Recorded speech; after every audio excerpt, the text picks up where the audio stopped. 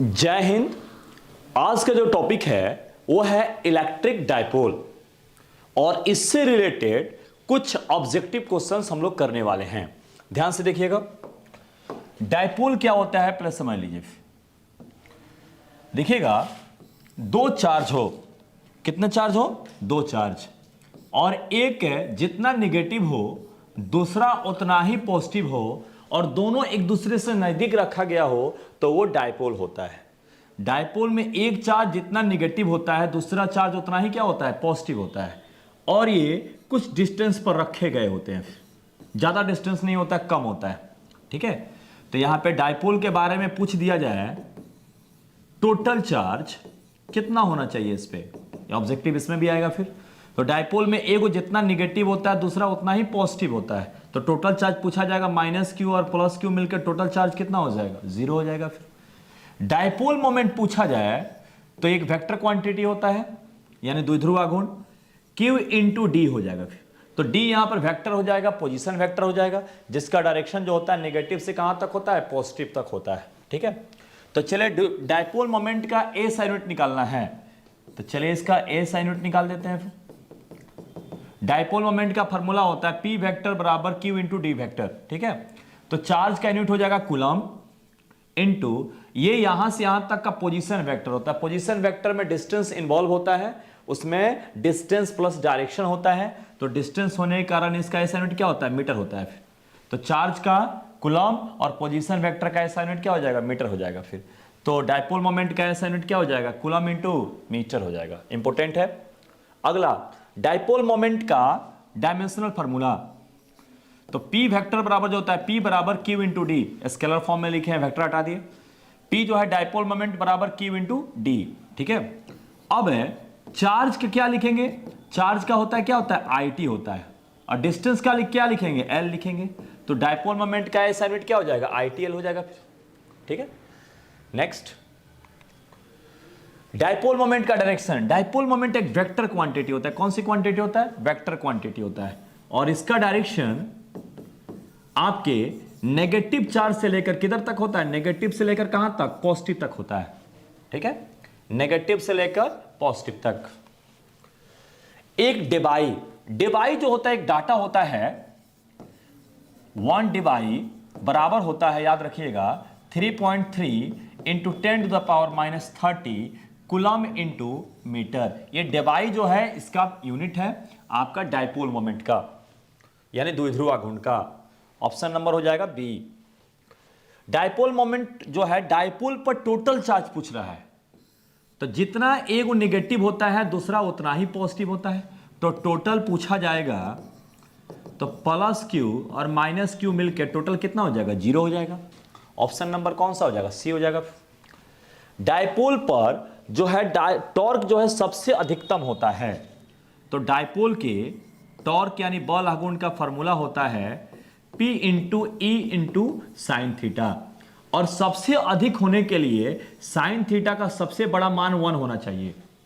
ये टॉर्क अधिक होने के लिए साइन थीटा का सबसे बड़ा मान कितना होना चाहिए? 1, और इसके लिए थीटा बराबर कितना डिग्री होना चाहिए? 90 डिग्री होना चाहिए। क्यों? क्योंकि साइन 90 डिग्री का वैल्यू कितना होता है? 1 होता है। तो टॉर्क का मान अधिकतम कब होगा? जब वो क्या हो? परपेंडिकुलर हो। कहां पे हो? परपेंडिकुलर हो, यानी लंबवत हो। ठीक है, मतलब डाइपोल का डायरेक्शन इलेक्ट्रिक फील्ड से क्या होना चाहिए? परपेंडिकुलर होना चाहिए। डाइपोल विद्युत क्षेत्र से लंबवत होना चाहिए। ठीक है, डाइपोल को एक समान विद्युत क्षेत्र में रखा जाता है तो क्या जीरो होता है? बहुत इंपॉर्टेंट क्वेश्चन है। डाइपोल पर एगो चार्ज माइनस क्यू, दूसरा होता है प्लस क्यू। अब इसको एक इलेक्ट्रिक फील्ड में रख दिया। ठीक है, तो इलेक्ट्रिक फील्ड में रखने का मतलब मान लीजिए इलेक्ट्रिक फील्ड ई है, तो माइनस क्यू पर जो चार्ज लगेगा वो माइनस क्यू भी लगेगा, फोर्स लगेगा। ठीक है, माइनस क्यू चार्ज पर जो फोर्स लगेगा वो माइनस क्यू भी लगेगा। चलिए, प्लस क्यू भी पर लगेगा तो प्लस क्यू भी हो जाएगा। फिर क्यों? ये माइनस का मतलब होता है डायरेक्शन होता है, प्लस का भी मतलब डायरेक्शन होता है। मान लीजिए इस डायरेक्शन को हम प्लस क्यू भी मान लिए, तो इस डायरेक्शन को माइनस क्यू भी ले लेंगे। डाइपोल के प्लस पर जिधर फोर्स लगता है उसके उल्टा डायरेक्शन में माइनस पे फोर्स लगता है। ठीक है, अब इन दोनों का जो रिजल्ट निकालना पड़ेगा, तो माइनस क्यू भी प्लस क्यू मिलके एफ नेट निकालना पड़ेगा, तो कितना हो जाएगा? जीरो हो जाएगा। आप ऐसे भी कोऑर्डिनेट पर जानते हैं, राइट साइड में पॉजिटिव होता है और लेफ्ट साइड में क्या होता है? निगेटिव होता है। तो प्लस की वी को राइट साइड में दिया, माइनस की वी को लेफ्ट साइड में कर दिया। ये टोटल रिजल्ट निकालना होगा तो क्या हो जाएगा, जीरो हो जाएगा। प्लस की वी और माइनस की वी जोड़ेंगे तो क्या हो जाएगा, जीरो हो जाएगा। तो डायपोल पर टोटल फोर्स क्या होता है, जीरो होता है, लेकिन उस पर टॉर्क लगता है, बल आघूर्ण काम करता है। फिर तो ऑप्शन नंबर ए हो जाएगा। डायपोल को घुमाने में किया गया कार्य, ये तो फॉर्मूला ही है। डायपोल को घुमाने में किया गया कार्य जो होता है W बराबर PE into 1 minus cos theta होता है। ठीक है, जहां ये P डायपोल मोमेंट है, द्विध्रुव आघूर्ण है, E इसका इलेक्ट्रिक फील्ड है। ठीक है, इसको याद रखना है, फॉर्मूला है। डायपोल का पोटेंशियल एनर्जी, ये भी फॉर्मूला है। डायपोल का पोटेंशियल एनर्जी, ये फॉर्मूला है -P vector dot E vector. चाहे इसको डॉट में तोड़ सकते हैं, A डॉट B बराबर होता है AB कॉस थीटा। तो P vector dot E vector बराबर हो जाएगा P into E into cos theta, ऐसे भी दिया जा सकता है। ठीक है, ऑप्शन नंबर हो जाएगा B। क्यों? क्योंकि A vector dot B vector बराबर होता है AB कॉस थीटा। ठीक है, तो P vector dot E vector बराबर हो जाएगा PE कॉस थीटा। चलिए, डायपोल के पोटेंशियल का फॉर्मूला, तो ये फॉर्मूला होता है KP cos theta by r square. तो K का जो वैल्यू होता है 1/4 pi epsilon nought P cos theta by r square. तो इसमें कौन सा ऑप्शन मैच कर रहा है, फिर ऑप्शन नंबर हो जाएगा आपका C। चलिए, डायपोल का जो पोटेंशियल है डिस्टेंस के साथ किस प्रकार बदलता है, तो चलिए यहां पोटेंशियल का फॉर्मूला लिख देते हैं। अब पोटेंशियल ये डिस्टेंस के साथ कैसे बदल रहा है देख लीजिएगा। पोटेंशियल डिस्टेंस के साथ जो है 1/r² से बदल रहा है। ऑप्शन नंबर कौन सा हो जाएगा, बी। इक्वेटोरियल लाइन पर जो है डायपोल का पोटेंशियल कितना होगा, तो चलिए इक्वेटोरियल लाइन होता क्या है देखते हैं हम लोग। तो ये -q है और ये +q है, और ये दोनों को जो है बाइसेक्ट करने वाला जो लाइन होता है ये हमारा इक्वेटोरियल लाइन होता है, निरक्षीय रेखा होता है। ठीक है, अब इस पे पोटेंशियल देना है फिर तो फार्मूला से भी निकल सकता है, ऐसे भी देख सकते हैं। मान लीजिए जितना डिस्टेंस इस पे कोई भी पॉइंट ले, जितना डिस्टेंस इस नेगेटिव से है उतना ही डिस्टेंस इस पॉजिटिव से भी है। तो जितना इसका नेगेटिव पोटेंशियल -b होगा तो इसका पॉजिटिव पोटेंशियल +b हो जाएगा। तो टोटल कितना हो जाएगा, 0। जितना ये नेगेटिव चार्ज यहाँ नेगेटिव पोटेंशियल लाएगा, पॉजिटिव चार्ज उतना ही पॉजिटिव पोटेंशियल ला देगा। तो ये लाइन के जो इक्वेटोरियल लाइन है, निरक्षीय रेखा है, इसके हर पॉइंट पर क्या हो जाएगा, पोटेंशियल जो हो जाएगा 0 हो जाएगा। लिख के रख लीजिए, बोर्ड मॉडल क्वेश्चन है, छाप लीजिए, आ सकता है।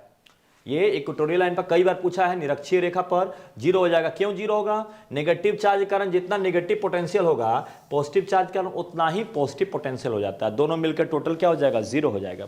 मान लीजिए ये -x पोटेंशियल देता है तो ये +x देगा, दोनों जोड़ा जाएगा तो क्या हो जाएगा, 0 हो जाएगा। यहाँ समय कम है इसलिए जल्दी जल्दी करा रहे हैं। फिर चलिए, डायपोल के पोटेंशियल का जो है डिस्टेंस, मतलब पोटेंशियल, डायपोल का इलेक्ट्रिक फील्ड जो है डिस्टेंस के साथ कैसे बदलता है वो देखना है। फिर तो चलिए इलेक्ट्रिक फील्ड का फॉर्मूला लिख देते हैं डायपोल का।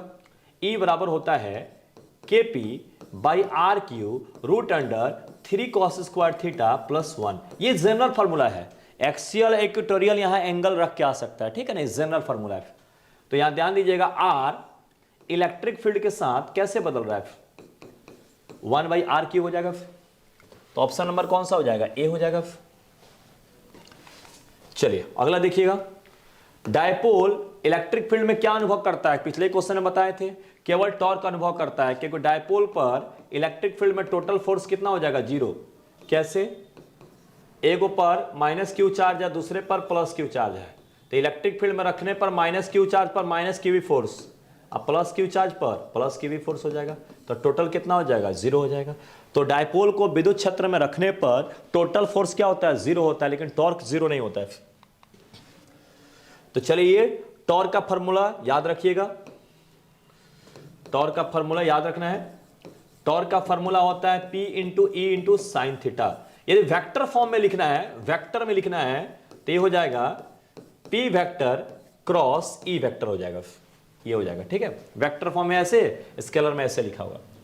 एक और क्वेश्चन है, इलेक्ट्रिक फील्ड एक्सियल पॉइंट पर, मतलब अक्षीय रेखा पर, और इलेक्ट्रिक फील्ड इक्वेटोरियल पॉइंट पर, निरक्षीय रेखा पर, इन दोनों का अनुपात होता है 2:1 होता है। याद करके रखिएगा, इंपॉर्टेंट क्वेश्चन है। वीडियो अच्छा लगा होगा तो लाइक कर दीजिएगा और चैनल को सब्सक्राइब कर दीजिएगा। जय हिंद।